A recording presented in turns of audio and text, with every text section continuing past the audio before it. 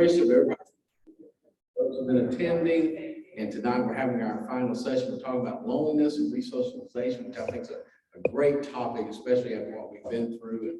And Meredith Furr is going to come and lead us. And so let's have a word of prayer and we'll begin our time.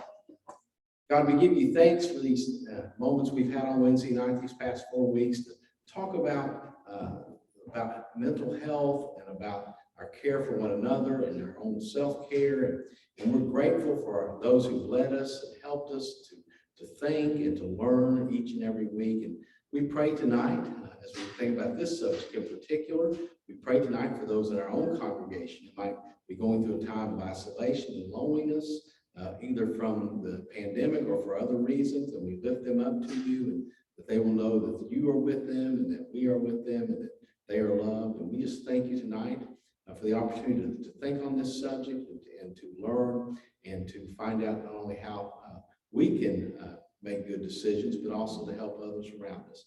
And just be with Meredith as she leads us tonight. We give you thanks in Christ's name. Amen. Meredith, come and lead us.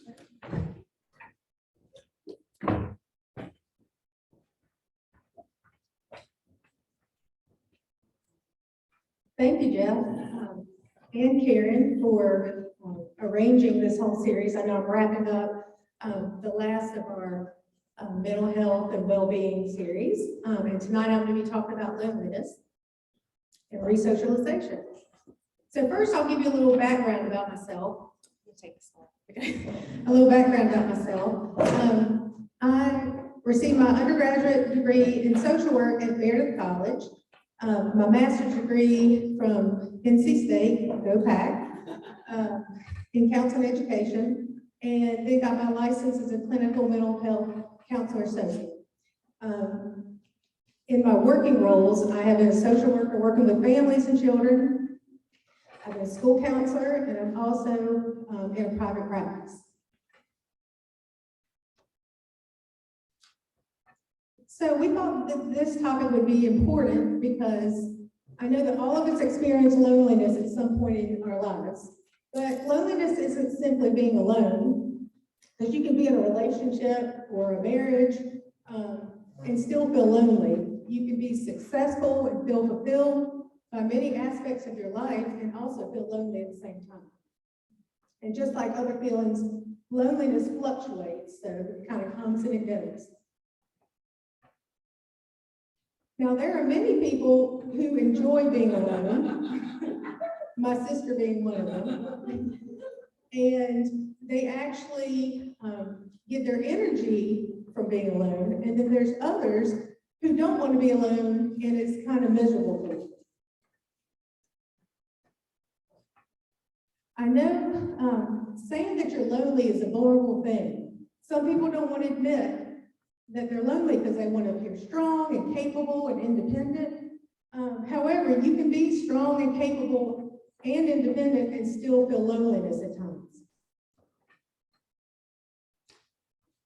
Because loneliness is really a perceptual state, and it depends more on the quality of your relationships instead of the quantity. Because you may just have a few friends and feel fulfilled, and then there might be someone who has a lot of friends and a big, vast social network, and they feel disconnected and empty and lonely. So I just listed a couple ideas of what can trigger feelings of loneliness.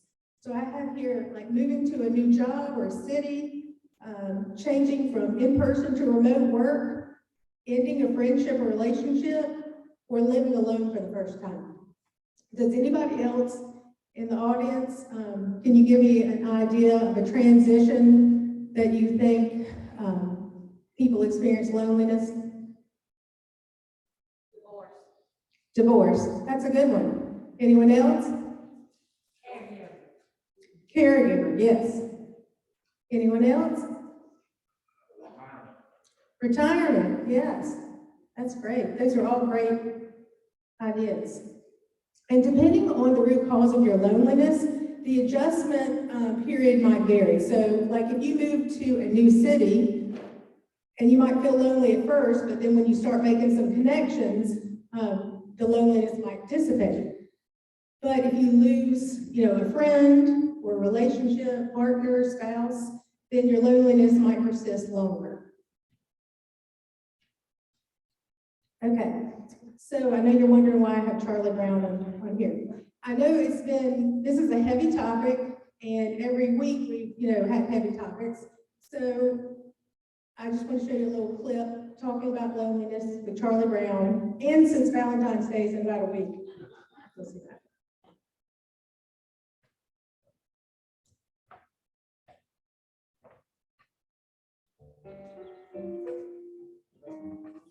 Yes. Can you cure loneliness? For a nickel, I can cure anything. Can you cure deep down, black bottom of the well, no hope, end of the world? What's the use, loneliness? For the same nickel?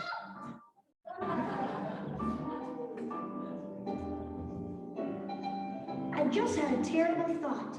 What if the little red-haired girl gives me a Valentine and she really likes me? But what if it turns out that I don't like her as much as I thought I was going to? How could I tell her? How could I break up with her? How could I leave her? You're worried about leaving someone you haven't even met? Charlie Brown, you are hopeless. Completely hopeless. Maybe I could leave her now and meet her later. Good grief. The doctor is no longer in. Can I? Well, I'm trying to get to the next one. Hold on.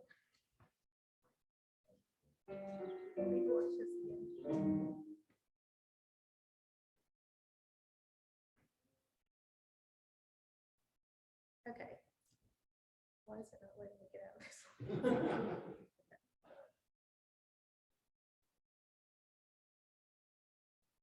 Okay, so next, I wanted to talk a little bit about, is loneliness a mental health condition? Let me turn this back on. Okay. Is loneliness a mental health condition? And loneliness itself is not a diagnosable mental health condition in the DSM-5. And Amanda talked about the DSM-5 a little bit when she talked about anxiety. And it's just basically the diagnostic statistical manual where all mental health conditions are listed. However, prolonged loneliness can affect mental health, okay? And it can make symptoms that you're already dealing with worse and can actually become a core component of a variety of disorders. Okay, so mental health and physical conditions that can be associated with loneliness, the one that everyone, usually thinks of is depression.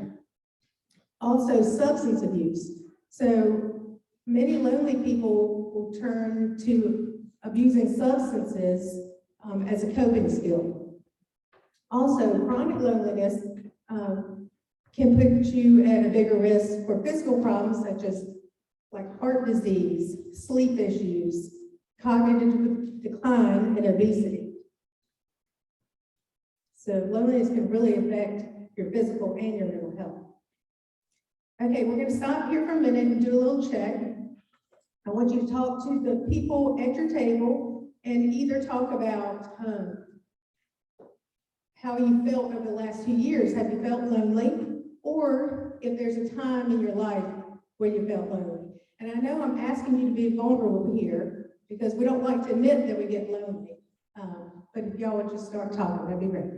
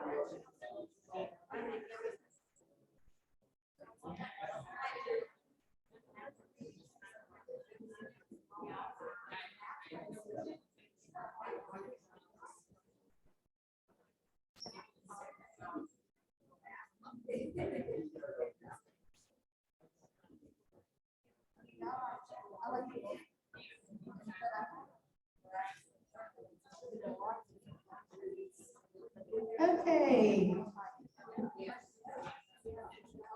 Would anyone like to be vulnerable enough to share what you talked about at your table?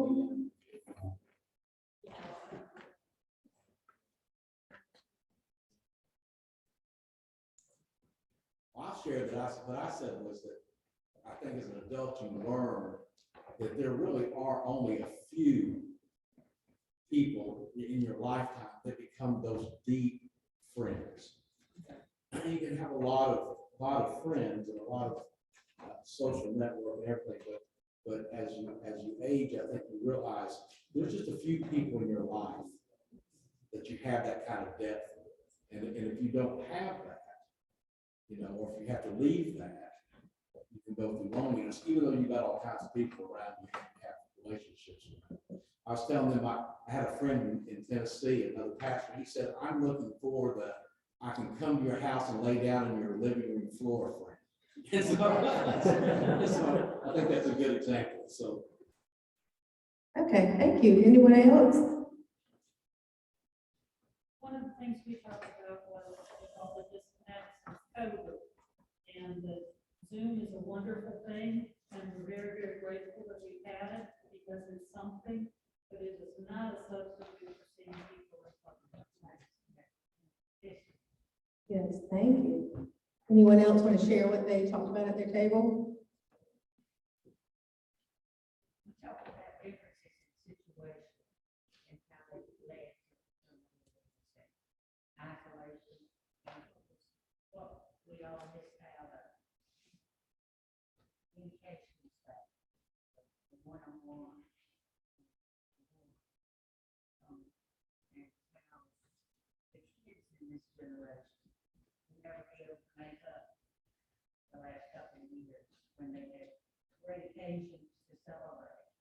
They were toned down to next to nothing. I think a lot of us felt really disconnected over the last 2 years. And now we're just beginning to start seeing family like we used to be able to see them at holidays and going out with friends. So it's good. Okay, next I want to see if you can talk at your tables about how you cope with your feelings of loneliness.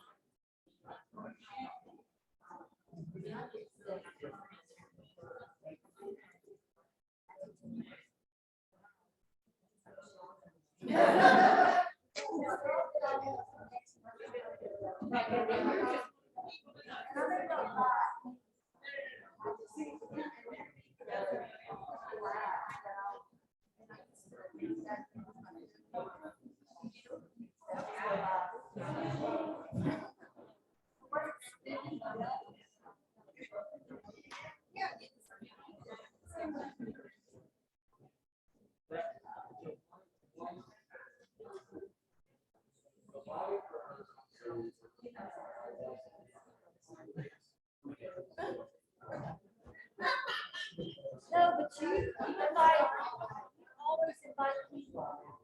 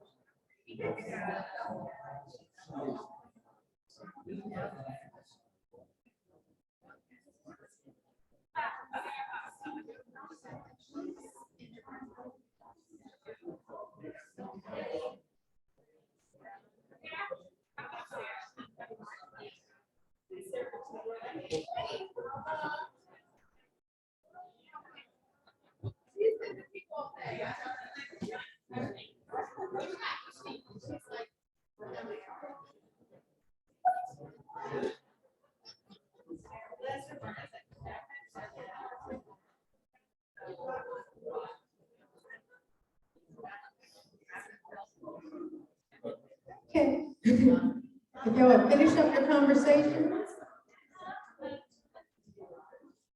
And would anyone like to tell us about how you cope with feelings of loneliness or what your table talked about?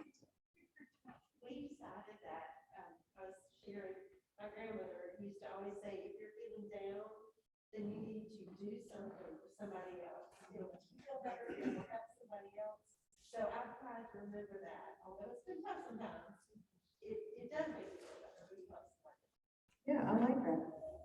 Anyone else? Yes. I shared with my table that when I was working my course, which was 12 years before, actually, I was at working hospital, and I poured into my patients, and they, whatever I poured into them, they poured back into me. And also helped me see that I had a lot more self than I did. So that really, really helped me. Okay, thank you. Anyone else?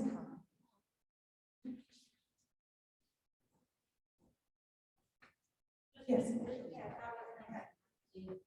Quite a bit, and so, loneliness comes with moving to a new place, so I was just, thinking, just getting involved into the community, and just getting out and, exercising, or just getting where people are, always kind of helpful. Okay, thank you. Reading. Read. Or go shopping. Yes, Karen said that she shops when she gets lonely. I live with an introvert, and so when I'm there too much and I need just people and I don't need a close connection, I'll just go out shopping. I don't buy, but I'm just out there where people are. Yes, that's called retail therapy. Whatever helps, right? Okay, so I've listed just a couple ways that I came up with to cope with loneliness. And it's some of the things you've already talked about, but acknowledging that you're having the feeling of loneliness, and I heard Amanda talking about that. Do you want to say a little bit about that? Well, I mean, sometimes I don't recognize that that's what it is. I'm very extroverted, so I can be around people and I can feel a little off, but I'm not ready to sort of label it as loneliness initially. So it takes me a little bit to kind of acknowledge maybe that's what's going on. So that's what I was talking about later, is that I can't cope with something I don't know what it is yet. So part of it is just identifying. Right, thanks. Also recognizing that loneliness is a shared human experience. We all experience it. Okay, so like we said earlier, you're still strong and capable and independent if you're lonely. So just the acknowledgement that you are lonely. Confide in family or friends if you're feeling lonely. Some people like to write in a journal. Lean on your faith is a real important one. And I think that sometimes if you're intentional about your faith, instead of like reactive, that sometimes that's helpful. Also, oh, I already said reach out to someone, cultivate some kind of connection. A lot of you come to church and you cultivate community. So it may be, you know, you are coming to a Sunday school class where you only used to go to church, or you're joining a committee or a small group, or you're joining an exercise class at a gym. Just anything where you can meet people and be around people and just not feel so lonely. Also, one thing I have is practicing gratitude, because it's helpful in connecting you with some of the good things in your life. If you think about some of the good things in your life, and it might help counter the negative thoughts. And also, do something that brings you joy. If you don't have anything to do with it, like no one can do anything with you and you're lonely, just go do something you enjoy doing. It's going to a movie, going out to eat, going for a walk, shopping. And also, I don't have this listed here, but if you have a dog or a cat, you know, hang out with your dog or cat. Show them some love. Okay, so we've already said that, you know, everyone knows that the past 2 years have just been a real struggle with people being lonely. And a lot of us have had to change our lives and how we socialize. And now I feel like we're kind of coming out of that. It's kind of different every day, you know, we hear something, but so this is like a new experience for us. And we have some people who are ready just to be out there and resume their social life that they had 2 years ago. And we have others who have like trepidation about doing that. They're still kind of worried they want to, but they're worried, will I get sick? Okay. And also sometimes just being around a lot of people feels awkward to them. So it's been anxiety provoking for a lot of us. What we're seeing with children and adolescents right now is that they're experiencing a lot of anxiety when returning to school. A lot of them haven't been in the building for 2 years, or they're experiencing anxiety about being in a social event where a lot of people are. They have, I think we said earlier, they have missed a lot of opportunities to socialize over the last couple of years. They're having to relearn basic classroom procedures and like social norms with peers. I've seen that firsthand. They have issues with emotional regulation. So, you know, it's been really hard for them. It's also been hard for adults trying to resume, you know, their normal activities. I don't know about you, but it feels a little bit awkward when you were so isolated from people for so long, and then you get out in public and you're like, oh, do I hug this person or do I not hug this person? Do I shake this person's hand at work or do I not shake this person's hand? Are they going to get offended? Are they, you know, is this the right thing to do? So it's not surprising that we all are having a little anxiety. And anxiety is okay. It's normal to have anxiety. Okay. So the good news is that many of us are all experiencing the same thing, okay? We're all feeling a little awkward. We all don't exactly know what to do. So that means our social awkwardness, it's like a collective experience that we're all relate to and can commiserate with each other.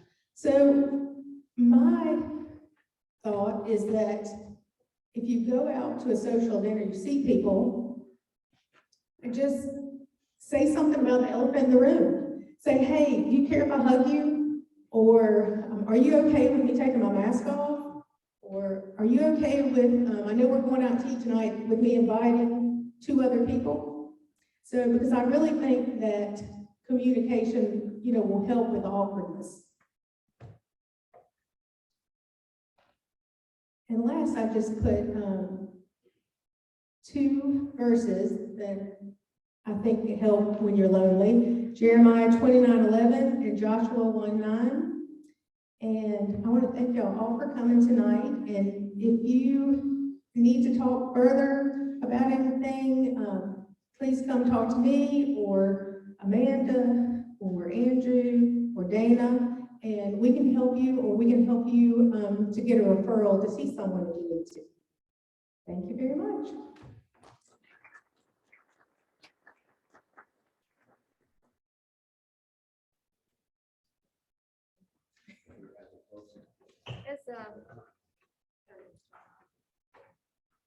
This is our last night for the mental health study, and I'd like to know, we all would, how you'd like to go from here. We've got a few minutes here. What would you like to see happen with this, or how can we, some next steps that we could do, even in small group type settings, or what questions you have in regard to how our church can help with either any of the topics that we've discussed here. We've kind of just given an overview of a lot of things, but some things are more deep-seated.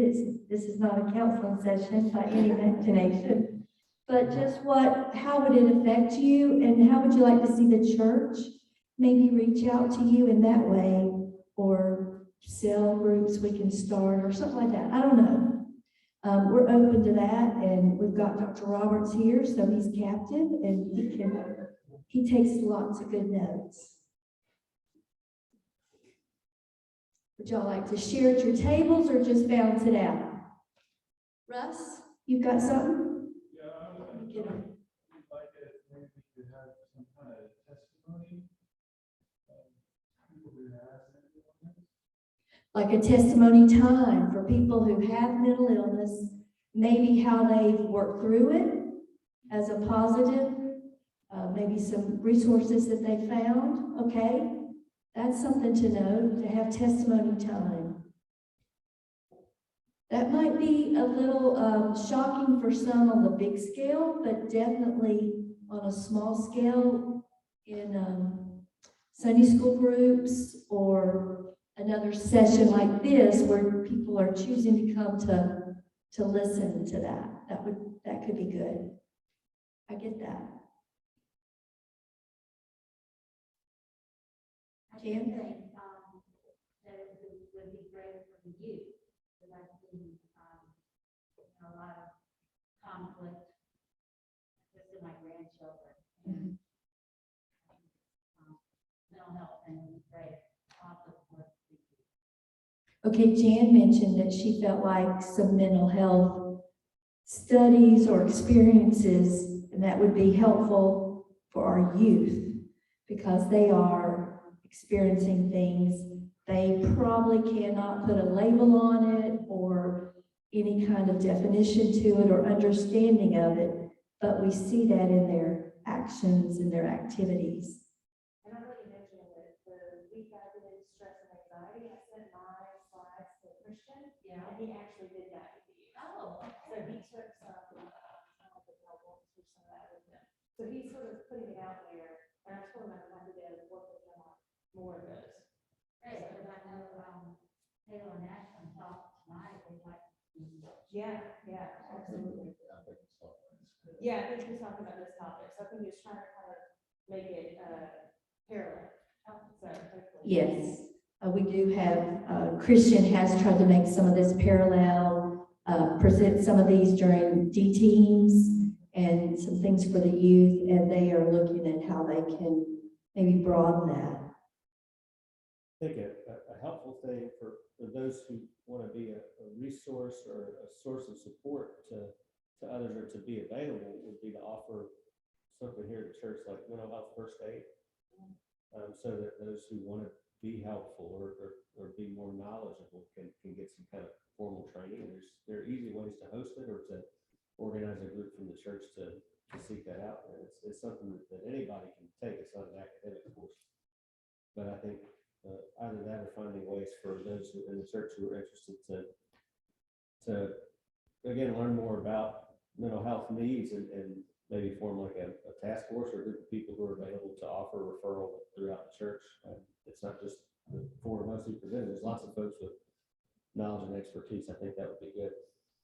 Okay, for those of you at home or who maybe live, Andrew Tatum mentioned that there's a course that maybe we could have called Mental Health First Aid, and that we could embrace more people within our congregation to help with that. It's not like a collegiate course or anything, but it would be a little more in-depth and maybe have some serious time to do that. I don't know that it would have to be long. Would it be several weeks or I think just it's an 8-hour course. an 8-hour course? So it is an actual, It's a day.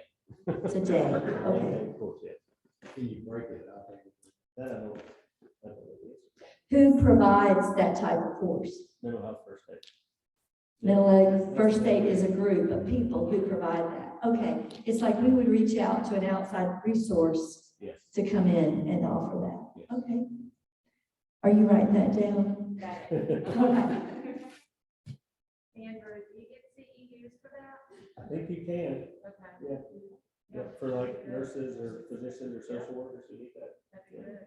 Oh, good. Continuing ed for that course, that would be good for some. If they gave it to chaplains, I'm sure we gave it to nurses too. I would like to see this continue in some kind of format. I don't know what that looks like to you guys, but I think this is important. I would hate to have this and then all of a sudden it's done. Right. You know, I really think it needs to continue because it's important. I think testimony like this person mentioned was really good to break down barriers and to be vulnerable with each other.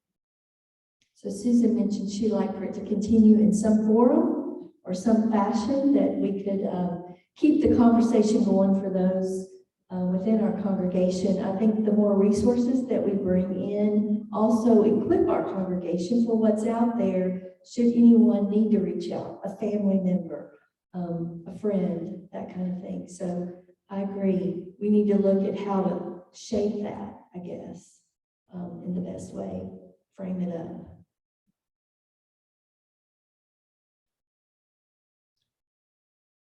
Well, this has been good. Okay, Amanda? Sorry, I have one more question. Are there other topics that you, as you come? Topics. Yeah, are there other topics that you guys thought would be helpful, whether it's mental health or just something for your answers? Think about it. You know, but if you think of it now, let me know. You know, write it I think, having one session on dementia would be really good. Dementia. Amanda asked if there were other topics that people would like to dementia. I also think transitions in life, because we touched on different ones in all 4 of the sessions, but each transition of life brings its own set of issues that affect not only you going through the transition or your loved one going through the transition, but all the people that it involves. Like the changes that are part of dramatic health decline, Mhm. and how that impacts the entire family. Dramatic health decline, death, grief, separation, transitioning into more assisted living or retirement living, Aging. blended families, aging, children, bringing children into a couple situation.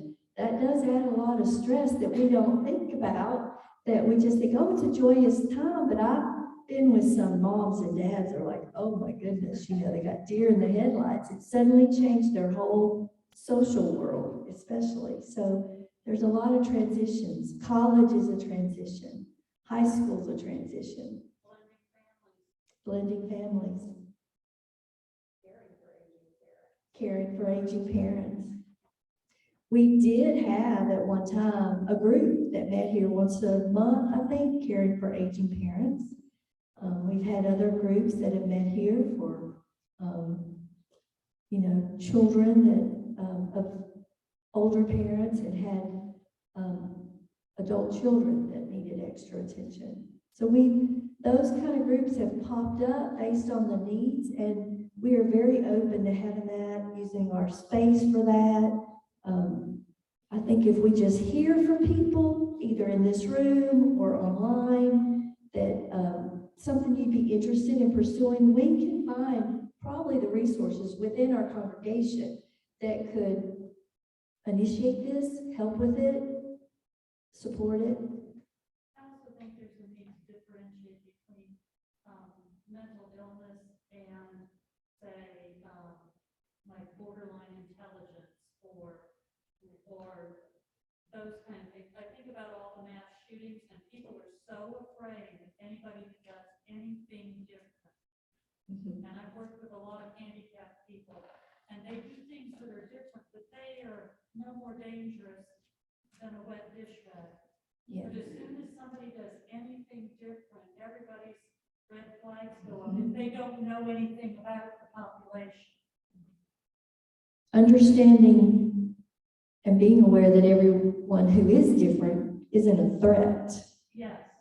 I find that on Sunday morning, people are going, did you see this person? You know, they think they might be a threat because they don't look like we normally look or act like we Well, and normally if you look. learn more about it, Mhm. you realize that, oh no, you know, that's not so scary after all. Right. It's just a matter of not knowing. Susan. So I'm doing a study with it's actually a Methodist church. It's on the book Past. I have found it exceptionally thought-provoking, and I think it would be an awesome thing to study and, just to help understand, talk about differences and talking about not understanding. It kind of speaks to some things that we live with now or see now. It's been a really, really, really eye-opening book to read. I read it a couple of years ago, but reading it now and just the discussions with some of these people that I don't know. I think I've never met any of them. This one lady has been really pretty amazing. I like it someday. Susan mentioned a book study and understanding the differences of people in the book she mentioned was Cast. I have that book. I have not read it. I have a lot of books I have not read, but I do like to get them, and I finger through them a lot and skim a little bit, but that would be something worth looking at why we judge our differences more than we really think we do, and what it really means to love, as Jesus called us to love and to accept, but also to be aware that there are significant things in people's lives that may need help and may need attention as well, irregardless of that.